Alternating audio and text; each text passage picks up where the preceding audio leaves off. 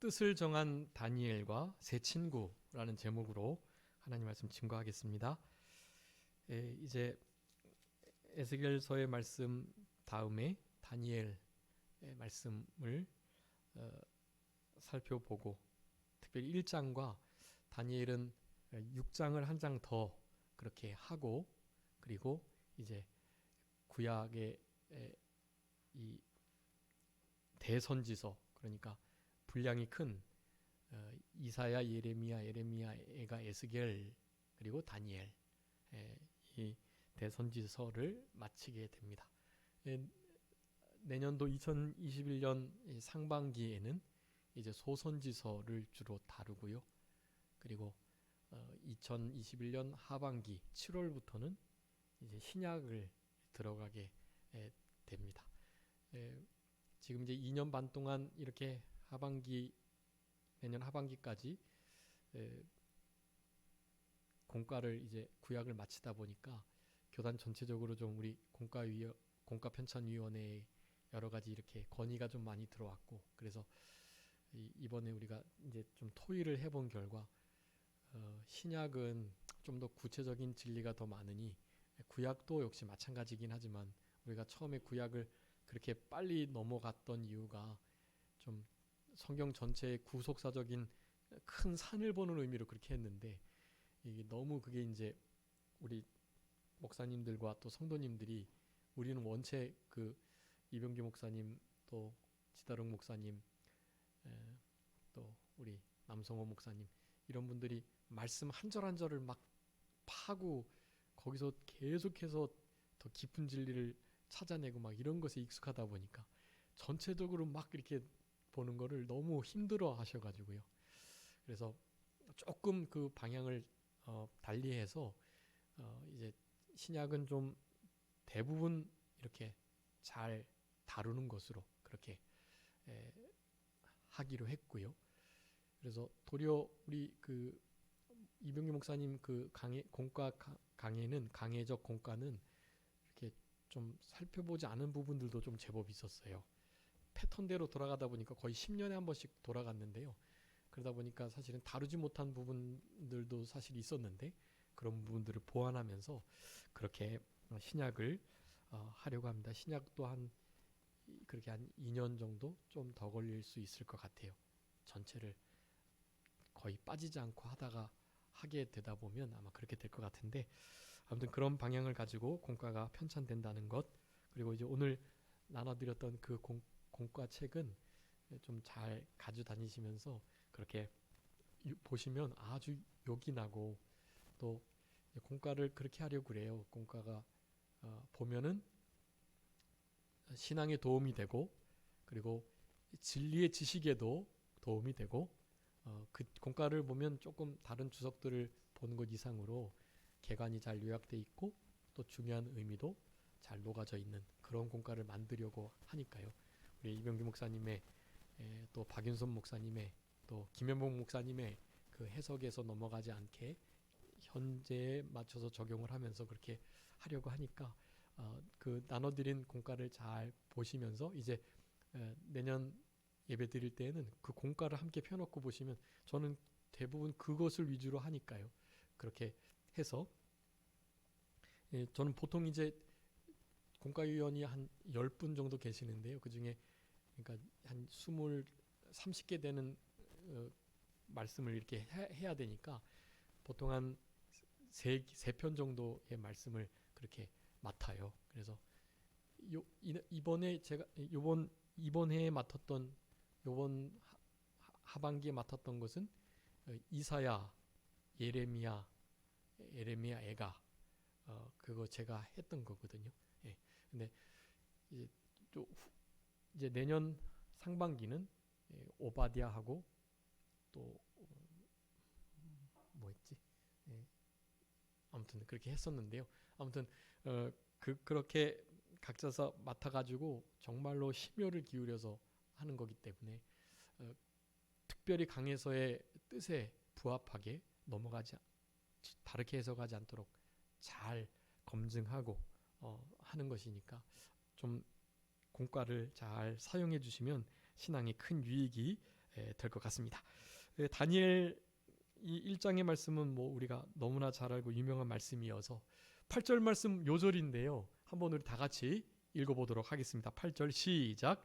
다니엘은 뜻을 정하여 왕의 음식과 그가 마시는 포도주로 자기를 더럽히지 아니하리라 하고 자기를 더럽히지 아니하도록 환관장에게 구하니. 아멘. 여러분 이 요즘 말씀 읽으시면서 좀 이상한 부분은 없으신가요?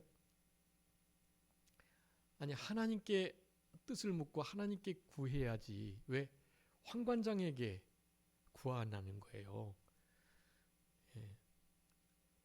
이미 다니엘은 하나님께 다 구한 거예요. 구하고 지금 이제 포로로 잡혀와서 이 왕의 수종드는 이 일을 할 수 있는 자격자로 준비되는 이제 거기서 이제 뽑혀야 되는 것이긴 하지만 어쨌든 그 과정까지 준비하는 일들이 많이 걸리는 3년이나 걸리는 건데 그런 일로 뽑히기 전까지는 지금 이때는 남쪽 유다 나라가 3번 바빌론에게 포로 잡혀갔거든요. 3차례. BC 한 600여 년 조금 605년쯤 그쯤에 이제 처음 1차 포로 잡혀갔을 때 우리 다니엘이 잡혀간 거예요. 제 18대 왕이었던 여호야김 왕 때 잡혀간 거거든요. 그 다음에 2차 포로로 잡혀갔고 우리가 흔히 아는 BC 586년 그것이 예루살렘이 완전히 멸망한 그때예요. 시드기야 때. 그때에 이제 그 전에 이제 에스겔과 다른 선지자들이 그때 이제 다 잡혀가는 것이고요. 그런데 어쨌든 3차 포로 잡혀갔을 때 초기에 1차 포로에 잡혀갔던 이들이 바로 다니엘과 그 세 친구였습니다. 사실은 포로 대접이 요즘처럼 인권적이지 않았고 정말 힘든 거예요. 포로는 사실은. 그런데도 이 바벨론이라는 나라가 원체 대제국이다 보니 나라를 계속해서 흡수하니까 그 나라 자기가 흡수한 원래 나라 사람들의 문화나 언어나 또 종교나 어떤 생활 습관들을 완전히 무시해 버리니까 이게 흡수가 안 되는 거예요. 그래서 전체적으로 그들의 어느 정도의 자율성을 좀 보장해 주면서 제국을 만들었던 거예요. 바빌론이. 그런 면에서 유다 나라도 사실은 최소한의 신앙들을 좀 지키도록 하긴 했지만 원체 포로라는 것 자체가 뭐 인격적 대우를 받기는 어려운 그런 상황인 거예요. 그런 상황에서 얼마나 힘들고 고통스럽고 나라를 잃어버리고 포로의 신분으로 그럼 뭐 노예 신분으로 사람들의 뭐 어떤 재물 물건의 신분으로 이렇게 있다 보니 뭐 종교생활 예배를 드린다는 것은 꿈에도 생각할 수 없는 일이에요. 그래서 그와 같은 상황 속에서 하나님 어떻게 해야 하나님을 예배하고 있지 않을까요? 사실은 하나님을 잊어버리고 하나님을 충분히 예배하고 마음껏 찬양 드리고 제사 드릴 수 있는 그 모든 좋은 기회를 놓치고 지금 이렇게 됐잖아요. 그러니까 그 예배가 더 귀한 거예요. 그래서 어떻게 하면 그 예배를 회복할 수 있고 또 지금 이 상황 속에서 예배를 좀 제대로 그나마 드릴 수 있을까요? 하는 물음을 계속 가지고 있었던 거예요. 그런 중에 하나님께서 신앙의 길을 열어주신 거예요. 신앙생활을 할 수 있도록 신앙을 지켜나가도록 여러분 이때는 교회도 없고요. 지금처럼 뭐 이렇게 형식을 갖춘 예배를 드릴 수가 없는 거예요. 제사를 드려서 연기로 하나님 앞에 요제로 거제로 화제로 뭐 화목제로 제사할 수가 없어요. 지금처럼 건물이 있는 교회가 있었던 것도 아니고요. 그러니까 이때 당시의 예배는 다른 게 아니에요. 전심으로 하나님을 찾는 거예요. 그게 예배예요. 그러니까 그들은 일반적인 생활 속에서도 전심으로 하나님을 찾는 그 마음가짐 그 자체가 예배자의 마음이었던 거예요. 다니엘 이제 6장을 이제 다음 주에 할 건데 6장에 아주 중요한 그 사건이 나오잖아요. 바로 다니엘이 사자굴에 던져지는 바로 그 사건이에요. 그 사건이 있을 때 던져지게 된 이유는 무엇이었습니까? 30일 동안 기도하지 말라 그랬는데 기도하니까 사실은 다니엘을 타겟으로 삼았던 정치법이었기 때문에 그 정치법에 딱 걸린 거예요. 그 정치적인 법률이 아무리 국가에 복종하는 것이 하나님의 뜻이긴 하지만 그것이 하나님의 법에 맞지 않는데 어떻게 그걸 따르냐고요. 항상 예루살렘으로 향해 열린 창에서 무릎을 꿇고 하루 3번씩 기도를 드렸는데 무슨 기도를 드렸다? 감사하였다. 감사 기도를 드렸거든요. 그 가운데 무슨 감사를 드릴 게 있었는지 다니엘은 감사 기도를 늘 드렸던 거예요. 그런데 그 기도 시간 뭐 30일 동안만 기도 뭐 숨어서 하거나 문 닫고 하면 되지 뭘 그걸 그렇게 드러내가지고 사자굴에 던져지느냐. 예? 신학이 융통성이 없고 너무 골수적인 고리타분한 그 잘못된 신앙이다. 그럴 때는 좀 유두리 있게 좀 융통성을 가지고 나름 기도할 수 있지 않느냐라고 말하는 사람들이 있단 말이에요. 근데 여러분 그렇지 않아요. 그때 당시에 그 기도의 시간은 무슨 시간이었을까요? 그건 예배의 시간이 그게. 그가 세웠던 오늘 왕의 음식을 먹지 않겠다고 결정했던 것도 하루에 내가 꼭 3번씩 예루살렘을 향해 열린 창 그것은 솔로몬의 기도의 말씀을 가진 기도예요. 솔로몬이 예루살렘 성전을 건축하고 난 다음에 솔로몬 성전을 건축하고 하나님께 그렇게 기도한 거예요. 하나님 만약에 우리가 잘못해서 포로 잡혀갔을 때 우리가 전쟁 중에 힘들고 어렵고 포로됐을 때 그곳에서 회개하고 이 하나님이 계시겠다고 하셨던 거하시고 관심을 두시고 여기서 말씀하시게 우리와 만나주겠다고 하셨던 이 성전을 향하여 기도할 때 하나님 들어주세요.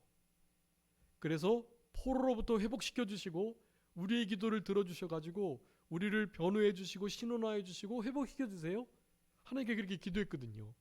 하나님이 그 기도를 기쁘게 받으시고 그리하겠다고 하신 거예요. 그러니까 그 약속의 말씀을 믿고 기도했던 거거든요. 그 기도는 단순한 기도가 아니에요.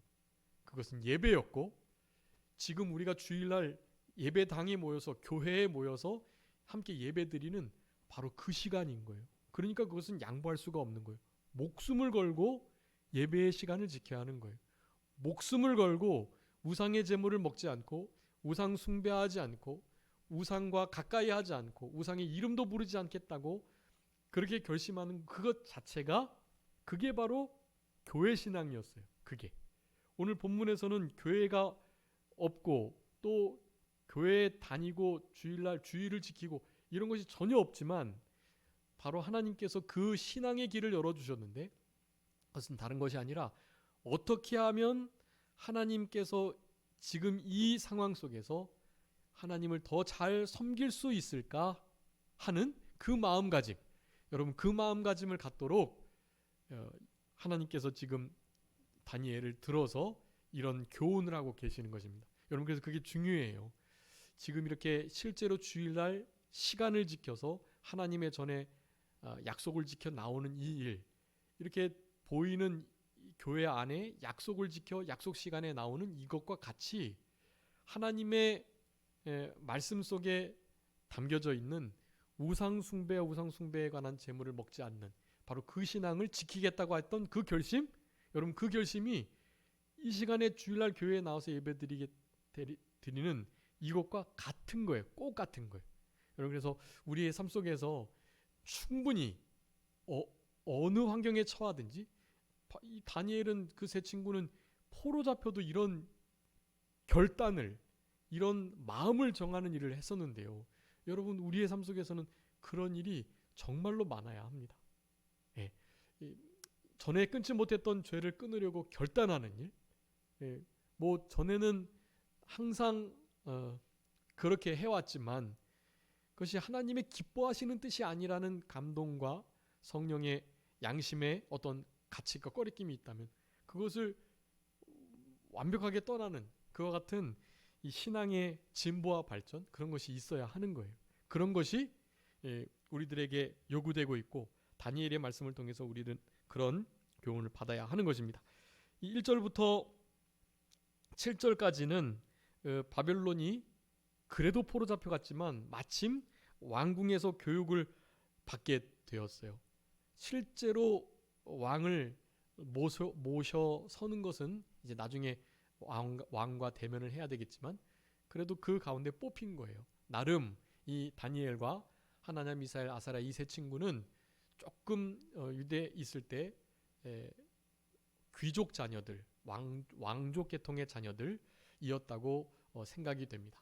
그런 이들, 좀 학식이 있고 배움이 있는, 거기다가 이렇게 뜻을 정해서 하나님 뜻대로 하려고 하는 이 마음이 이 포로 잡혀가서도 있으니 원체 그 신앙의 바탕이 있었던 이들이었던 것을 우리는 짐작해 볼 수 있습니다.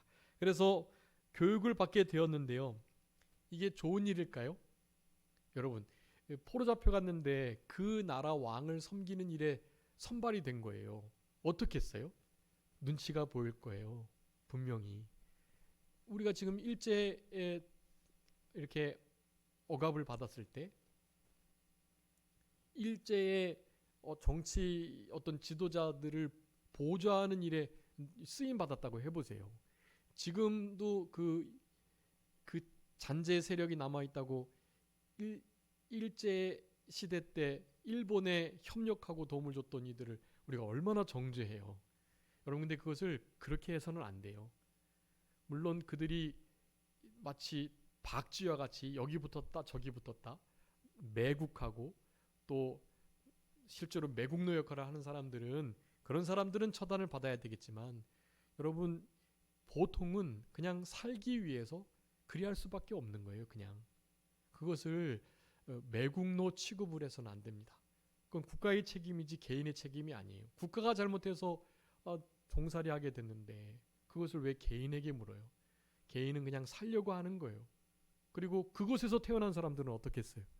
일본에서 태어나서 자기는 대한민국이 조선이라는 땅이 있는지도 몰랐던 그 사람들은 어떻게 하냐고요. 그런 사람들은 일본에서 태어난 일본이 자기 고향이에요. 실제로 대한민국 사람, 조선 사람이긴 하지만 조선이 고향이 아니에요. 그 사람들은 일본이 자기 고향이라고요.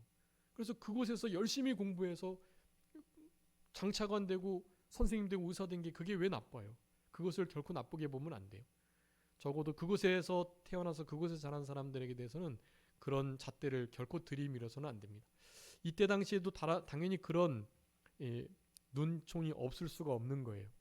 그럼에도 우리 다니엘과 이 세 친구는 너무나 분명했습니다. 무슨 일을 하든지 누구께 하듯 죽게 하듯 모든 것이 하나님께서 합력하여 선을 이루시는 일이고 이곳에서 내가 사랑으로 행하고 믿음으로 행하고 죽게 하듯 행하게 된다면 거기서 당연히 어떤 좋은 결과가 나타날 수밖에 없는 거예요. 그곳에서 최선의 삶을 영위해 나가도록 힘쓰는 것은 당연한 일이다라는 것을 우리는 알아야 하는 것이, 그곳에서 이렇게 두각을 나타내고 얼마나 하나님의 영광이 드러나며 나중에 하나님의 진리의 말씀도 예레미야 선지자의 책을 통해서 깨닫고 얼마나 위대한 기도를 드리고 하나님께서 기뻐해서 포로가 결국 회복이 되는 역사가 나타나는 거예요. 여러분, 그런 일에 쓰임을 받는 것입니다.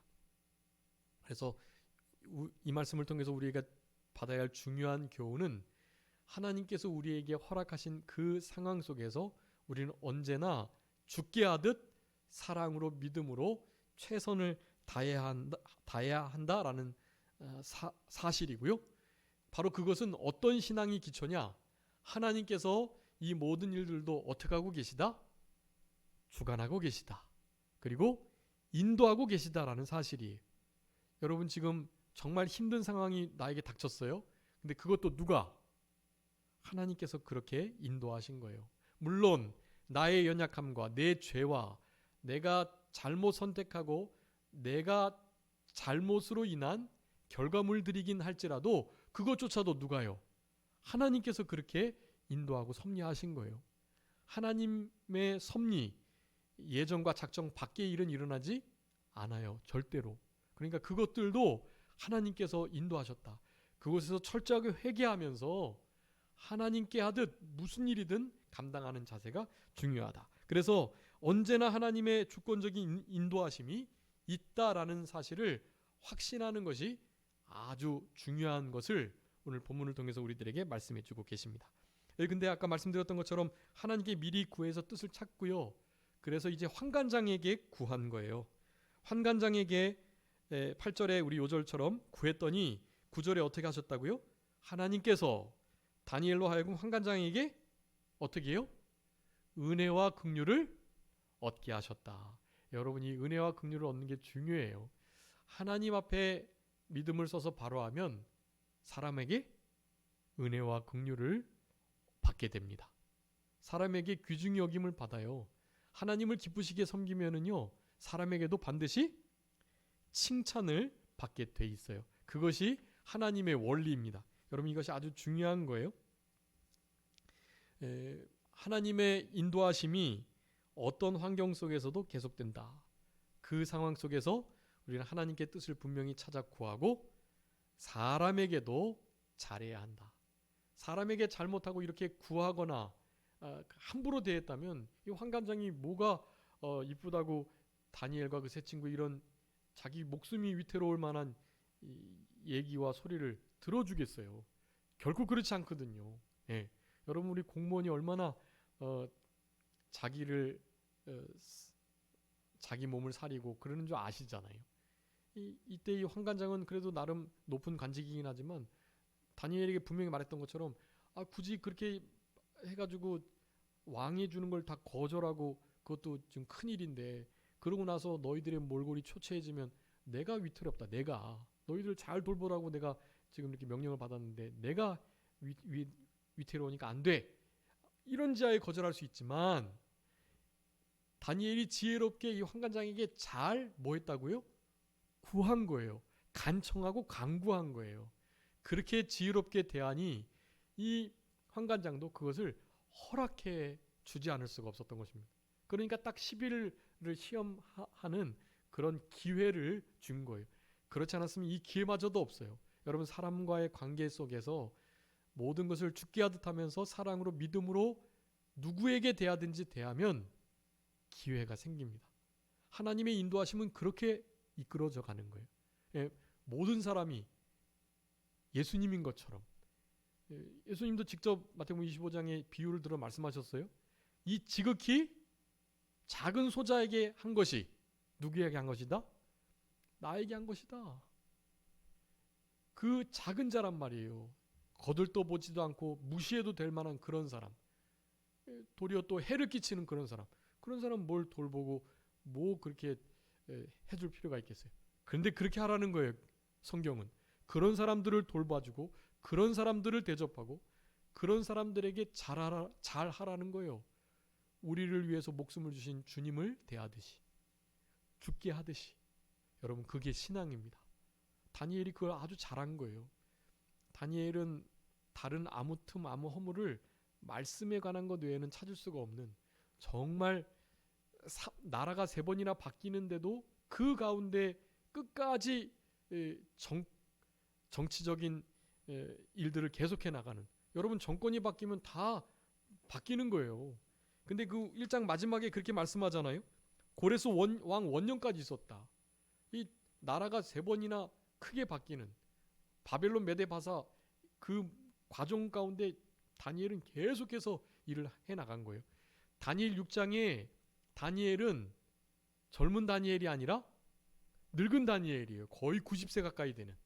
그래서 다니엘의 그 사자굴의 그림 가끔씩 이렇게 다니엘이 되게 젊은 근육이 있는, 아주 머리카락이 있는 그런 그림으로 그려진 성화들이 좀 있거든요. 근데 그건 잘못된 거예요. 백발이 성성한 늙은 다니엘이 사자굴에 빠진 것입니다. 어쨌든 그런 은혜와 은총을 사람에게 잘할 때, 죽게 하듯 할 때 그런 기회가 주어진다는 사실, 그러면서 그런 모든 것도 하나님께서 그리하게 해주셨다고 분명히 말씀해요. 9절에. 그렇기 때문에 우리는 하나님께 잘해야 합니다. 하나님이 어떤 하나님인지 우리 이사야서 30장 18절 한번 읽어주세요. 이사야서 30장 18절 말씀. 이사야서 30장 18절.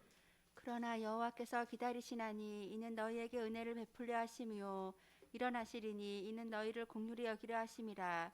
대저 여호와는 정의의 하나님이심이라. 그를 기다리는 자마다 복이 있도다. 아멘.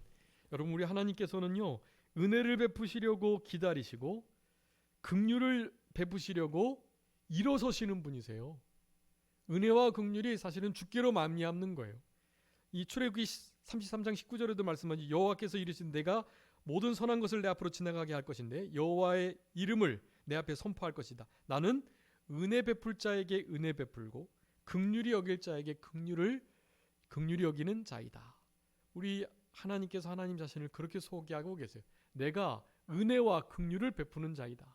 은혜 베풀려고 기다리고 긍휼을 베풀려고 서 있는 자이다. 여러분, 우리는 이런 분을 아버지로 모시고 있는 것입니다. 얼마나 든든해요. 이런 하나님께서 사람으로 하여금 은혜와 긍휼을 얻게 하셔야 우리가 기회와 은혜와 긍휼을 얻게 된다라는 것을 기억하고 우리는 하나님의 이 은혜와 긍휼을 내려주시는 바로 이 인도하심을 잘 받아야 된다. 여러분, 우리 다니엘은 계속해서 인도를 지금 잘 받고 있어요. 그래서 이 포로 중에도 하나님의 인도하심을 받는 다니엘이다라는 것입니다. 자, 그래서 우리는 어떻게 하나님께서 우리를 인도하시나, 그리고 그 인도를 받으려면 어떻게 해야 되냐가 중요해요. 이런 포로 기간, 고생과 힘든, 나라를 잃어버리고 슬프고 고통스럽고 눈물 나고 괴로운 이런 시간을 하나님의 인도를 어떻게 받아야 되느냐, 여러분 이것을 아주 핵심적으로 기억하시기 바랍니다. 우리 하나님은 일단 시편 48편에 보면 14절에 이 하나님이 영원히 우리의 하나님이신데 그가 우리를 죽을 때까지 인도하신다, 그렇게 말씀하고 계세요. 여러분, 하나님의 인도하심이 언제까지라고요? 죽을 때까지. 여러분, 우리가 죽을 때까지 인도하심을 받아요. 그럼 죽고 나서는요? 영원한 하늘나라에 가니까 거기서는 뭐 인도하심 뭐 그런 게 아니에요. 그냥 그분과 함께 가는 거예요. 함께 얼굴과 얼굴을 대하여 마주보고 함께 동행하며 주 앞에서 살아가는 거죠. 지금처럼 인도 받을 때도 있고 못 받을 때도 있고 또 욕심으로 인해서 인도를 떠나기도 하고 그렇지 않고 이런 게 거기는 없는 거예요. 그렇다는 의미는 뭐냐면요, 이 땅에 있을 때 차이가 난다라는 거예요. 누구는 인도받고 누구는 인도 못 받고 그런다는 거예요. 인도받은 사람들은 심령천국 잃어버리지 않고 구원을 이루어가서 하늘나라에 큰 상급 받는 거고요. 인도받지 못하면 모든 기회 잃어버리고 상급 잃어버리고 영혼을 놓치는 아주 중요한 차이가 생기는 거예요. 여러분, 이 차이는 만회가 된다 그랬나요? 만회 결코 안 된다 그랬어요. 만회가 안 돼요. 그러니까 오늘 누려야 할 은혜와 구원, 주님의 인도, 그것을 꼭 놓치지 않고 받으셔야 돼요. 안 그러면 그것은 그냥 영원히 가는 거예요. 영원한 하늘나라에서는 누구나 다 주님과 동행하며 살아가니까요. 인도 안 받을래 안 받을 수가 없는 거예요. 그냥 인도 받는 사람도 없어요. 그냥 그분과 함께 동행하고 함께 살아가는 거예요. 그런 때가 오기 전, 구별이 되는 이때에 믿음을 쓰고 피 흘리는 선한 싸움을 싸워가지고 구원을 이루어가고 은혜를 누리고 취하는 그런 우리들의 삶이 되어야만 합니다. 여러분, 죽을 때까지 우리를 인도하신다는 사실을 기억하고 안정감을 가지시고 이사야 58장 11절에는 우리를 인도하시되 항상 인도하신다라고 말해요. 죽을 때까지 인도하시고 항상 인도하시는 하나님, 이 하나님의 인도를 그러니 우리는 놓칠래야 놓치기도 어렵잖아요. 근데 우리는 놓치면서 살아요. 정말 안타까운 일이고 여러분, 그런 일이 결코 없도록 이 다니엘은 포로 잡혀가서도 어려운 중에서도 인도받으려고 그렇게 결심을 하고 마음을 정하고 결단을 하는데 여러분, 우리는 더욱더 그렇게 살아가야 합니다. 그래서 어떻게 하면 하나님께서 인도를 해 주시는가? 잠언 3장 6절 한번 잠언 3장 6절 한번 읽어주세요. 잠언 3장 6절. 너는 범사의 그를 인정하라. 그리하면 내 길을 지도하시리라. 아멘. 그 지도하시다라는 게 인도하시다라는 의미예요. 우리를 지도해 주시는데요. 언제 그렇게 우리를 지도해 주신다고요? 범사에 하나님을 인정할 때. 여러분, 인정하셔야 돼요. 하나님이 성령의 감동으로 말씀으로 또 하나님의 종을 통해서 또 신앙의 선배들을 통해서 우리에게 말씀해 주시고 감동 주시는데 그거 무시하시면 안 돼요. 하나님의 뜻을 그래도 더 알고 있는 하나님의 종이, 하나님께 기도하는 하나님의 사람들이, 우리를 정말 사랑하는 신앙의 선배들이 말해주면 그것을 하나님께서 말씀해 주시는 줄 알고 그걸 인정하고 내가 생각하고 판단했던 것을 다 내려놓을 수 있어야 돼. 여러분, 그래야 하나님의 이 지도와 인도하심을 받아요. 죽기까지 항상 인도하시는 그 인도를 제대로 받아가는 것입니다. 그래서 우리 요한계시록 14장에 보면 거기 14만 4천이 나오는데요. 그 14만 4천은 하나님을 온전히 찬송할 수 있는 새 노래를 배울 수 있는 유일한 자들이다라고 말하면서 계시록 14장 4절 말씀에 보면 이 사람들, 이 14만 4천인데요. 이 사람들은 여자와 더불어 더럽히지 않고 순결한 자이다라고 말하면서 어린 양이 어디로 인도하든지 따라가는 자이다라고 말씀합니다. 네, 여러분, 어린 양의 인도를 따라가는 자. 근데 어디로 인도하시든지, 그 어디라는 것은 내가 원치 않고 내가 생각할 때는 아닌 것 같은 그 길인 거예요.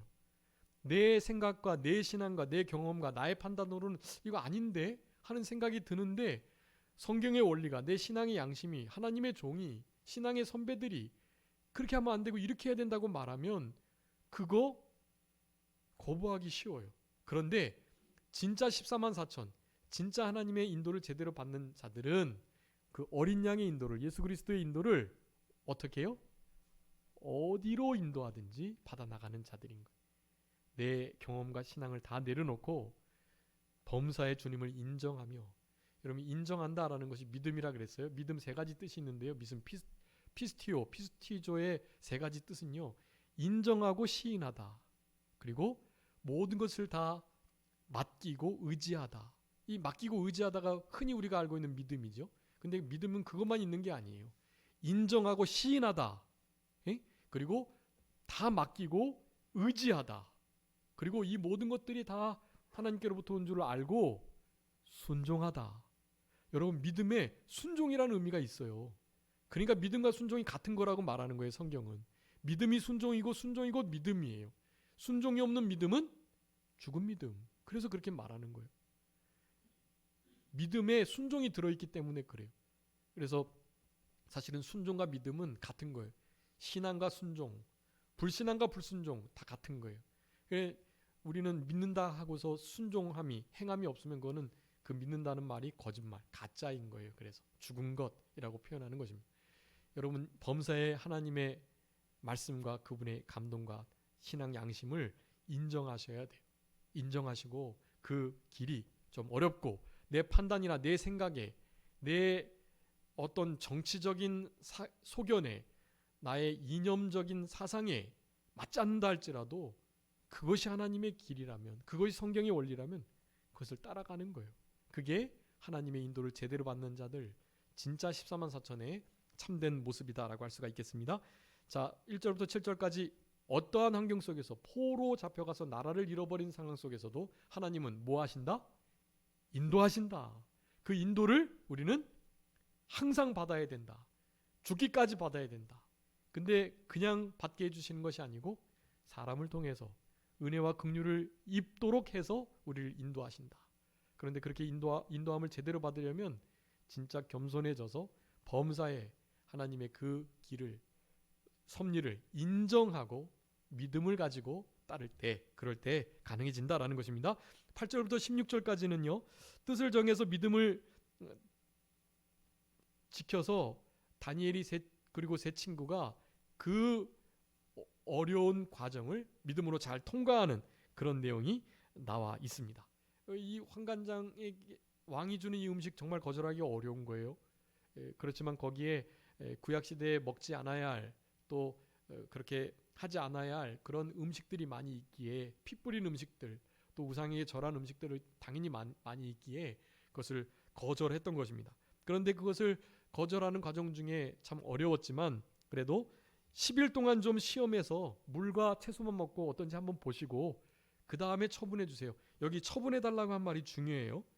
만약에 열흘 동안 시험했다가 만약에 안 되면 먹을게요 한 게 아니에요. 뭐라고 말했어요?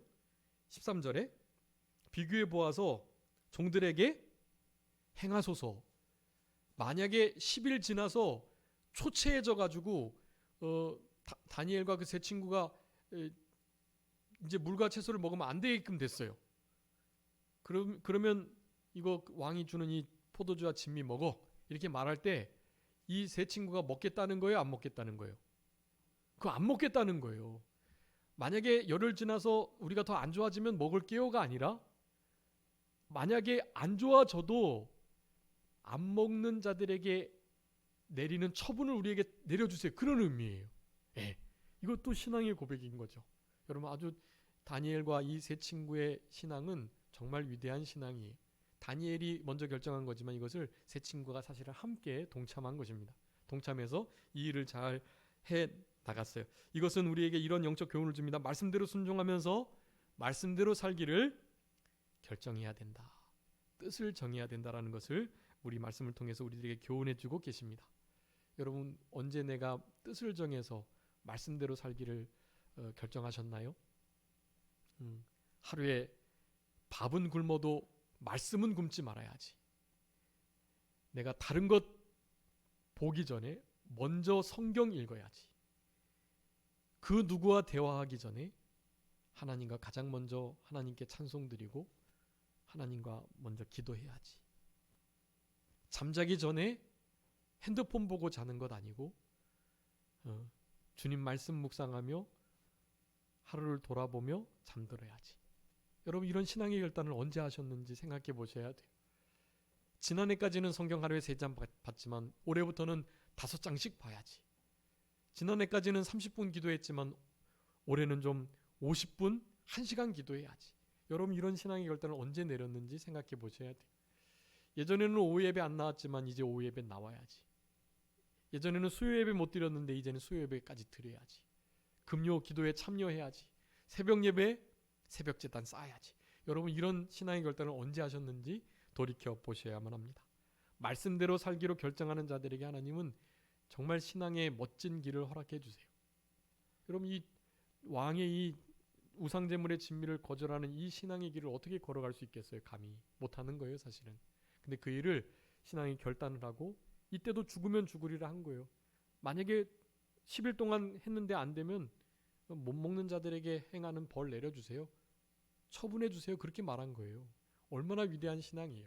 이런 신앙으로 우리도 말씀대로 순종하며 살기를 결단하는 우리들이 되어야 됩니다. 신앙의 길을 점점 더 발전된 신앙의 진보와 발전의 길을 걸어갈 수 있도록 하나님께 기도드리는 게 중요합니다. 뜻을 정해야 돼요. 그럴 때는 이 세상과 역행하는 이 세상이 걸어가는 길과는 생각과는 사조와는 다른 그런 길을 가도록 힘써야 돼요. 우리 요한복음 15장의 1절 2절에 보면 예수님 포도나무 우리가 가진데 포도나무에 있으면 열매를 많이 맺는다고 말씀을 하시면서 나는 포도나무 아버지는 농부신데 내게 붙어서 열매를 맺지 않은 자는 아버지께서 제해버리고 만약에 내게 붙어서 열매를 많이 맺는 자들은 어떻게 한다고요? 열매를 더 맺게 하시기 위해서 깨끗하게 하신다라고 말해요. 여러분 신앙의 길을 결단하고 힘써서 일을 해나가면 그 일을 더 잘하게끔 하나님께서 해주세요. 예. 근데 그렇지 않는 자들은요. 점점 더 못하는 거예요. 점점 더 퇴보하고 신앙의 정체는 후퇴나 마찬가지예요. 진보하지 않으면 그냥 더 뒤로 물러가서 침륜에 빠질 수밖에 없는 상태라는 사실을 여러분 기억하시고 어제보다 더 나은 오늘을 살아갈 수 있도록 힘쓰시는 우리들이 되어야 되겠습니다. 마지막 17절부터 20절 마지막 절까지는 그 지혜와 총명이 온 나라 박수 술객보다 10배나 더 나아지게 그리고 다니엘은 꿈을 깨달아 아는 아주 특별한 지혜를 하나님께서 허락해 주셨다라는 것이에요. 여러분 이것은 하나님의 말씀대로 뜻대로 하려고 그 마음과 뜻을 정하는 자들에게 주시는 은혜와 복이다라는 것입니다. 예, 중요한데요. 여러분 하나님 앞에 이렇게 하나님을 기쁘시게 잘 섬겨야지만 사람에게도 칭찬을 받습니다. 시간이 없지만 읽어주세요. 로마서 14장 17절 18절 한번 읽어주세요. 로마서 14장 17절 18절 하나님의 나라는 먹는 것과 마시는 것이 아니요 오직 성령 안에 있는 의와 평강과 희락이라. 이로써 그리스도를 섬기는 자는 하나님을 기쁘시게 하며 사람에게도 칭찬을 받느니라. 아멘. 하나님을, 그리스도를 이렇게 기쁘시게 섬기는 자들, 그런 자들이 어떻게 해요? 사람에게도 칭찬을 받는다라고 말씀하는 거예요. 어떤 신앙이요? 하나님의 나라를 구하는 신앙. 그 나라는 먹고 마시는 것에 있지 않아요. 그 신앙은 성령 안에서 의와 평강과 희락. 여러분, 주님 안에서 의로운 일과 또 참된 희락과 평강, 그리고 진짜 기쁨과 즐거움. 여러분, 신앙생활하면서 어떠한 일을 당하더라도 이 심령 천국을, 주님이 주시는 참된 평안과 안식을 잃어버리면 그건 정말 많이 놓치는 거예요. 하나님, 마귀가 제일 좋아하는 거예요. 그게 우리가 막 불안해하고 낙심하고 낭망 좌절하고 막 시기 질투, 또 원망 불평, 분냄, 또 막 이렇게 막 좌절. 여러분, 이런 마음은요, 사탄이 우리에게 주는 가장 좋은, 자기네들이 먹기 쉬운 그런 마음 상태인 거예요.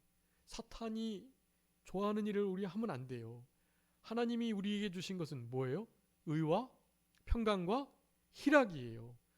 두려워하는 마음이 아니고 사랑과 능력과 근신하는 마음, 우리는 그것을 누리고 살아야지. 그것 뺏기면 구원의 큰 것을 잃어버리는 것이고요, 우리의 진짜 큰 특권을 놓치는 거예요. 항상 기뻐하라, 범사에 감사하라. 이 신앙 놓치면 많이 놓치는 거예요. 이것 제대로 하면 제대로 신앙생활 하는 거예요. 여러분, 오늘 다니엘 뜻을 정해서 하나님을 기쁘시게 섬겼던 다니엘과 그 다니엘의 세 친구. 다니엘의 세 친구의 이름이 뭐라고요? 하나냐, 미사엘, 아사랴인데요. 네, 하나냐, 미사엘, 아사랴, 미사엘, 아사랴인데요. 이들은 원래 이제 뒤에 사드락, 메삭, 아벳느고라고 이름이 개명돼요. 다니엘도 벨드사살이라고 개명되지만 다니엘은 계속해서 다니엘이라는 이름이 붙여지고요. 세 친구는 이름은 이제 바뀌긴 하는데, 그래도 우리는 이 하나냐, 미사엘, 아사랴의 이름을 기억해야 합니다. 여러분, 하나냐는 하나님은 자비로우시다, 그런 뜻이에요. 미사엘은요, 하나님과 같은 자가 누구냐, 그런 의미예요. 아사랴는 하나님이 도우신다라는 뜻이에요. 자비로우신 하나님, 하나님과 같은 자 없는 최고의 유일한 가장 강한 하나님, 그리고 하나님이 도우신다라는, 도우시는 하나님. 이 하나냐, 미사엘, 아사랴의 이 신앙을 가지고 다니엘은 그럼 무슨 뜻일까요? 하나님은 나의 재판장, 그런 뜻이거든요.